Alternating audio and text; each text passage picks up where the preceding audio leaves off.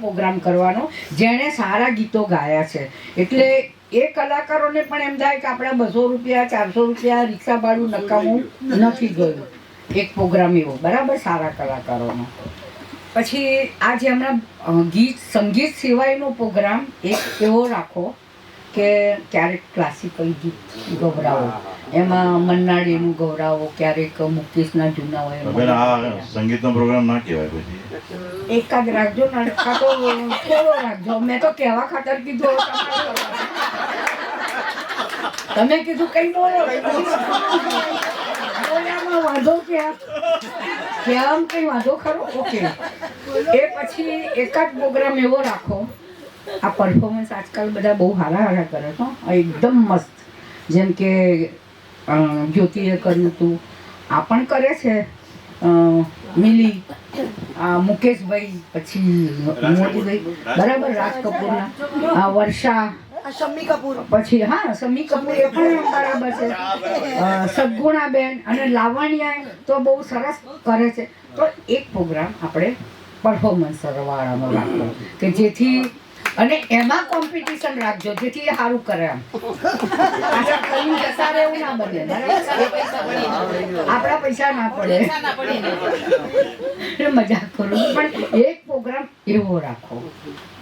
Performance તો કદાચ હવે શૈલેષભાઈ પણ કરતા હોય છે ઘણી વખત. ઓકે.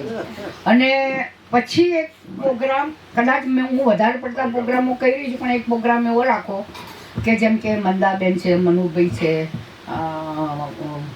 મિલી છે, વર્ષા છે, જે ખરેખર સારું ગાય છે, આ દવેભાઈ છે, મોદીભાઈ છે, એટલે બાકી બધા ખરેખર સારું નથી ગાતા. સારું ગાય છે. એક મિનિટ એવું નથી કહેવાનું, તમે સાંભળો તો ખરા.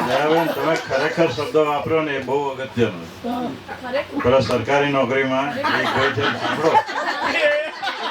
સાંભળો, સરકારી નોકરીમાં એક ભાઈ છે, રજા મૂકીને ઘરે ગયા અને ઘરેથી ટપાલ લખી કે ભાઈ હું બીમાર છું. પછી અઠવાડિયા પછી બીજી ટપાલ લખી, એમાં લખ્યું કે હું ખરેખર બીમાર છું. એટલે એના જેવું છે, બધા ગીત ગાય છે, સારું ગાય છે, પછી કે ખરેખર સારું ગાય. એનો જવાબ છે મારી પાસે. તમે ખરેખર કહો છો તો તમે ક્લાસ શરૂ કરવાના છે મંદાબેન અને મનુભાઈ પાસે. એના સંદર્ભમાં મેં કહ્યું.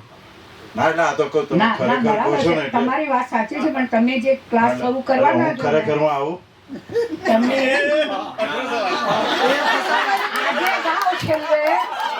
આજે છેલ્લે ગાઓ, પછી હું જોઉં. પછી હજુ છેલ્લે ગાવાના છે. તમે ઉભારો ત્યાં, તમારી સાથે છે ને કમલભાઈ ગાય છે. ખરેખર તમારી ગાવ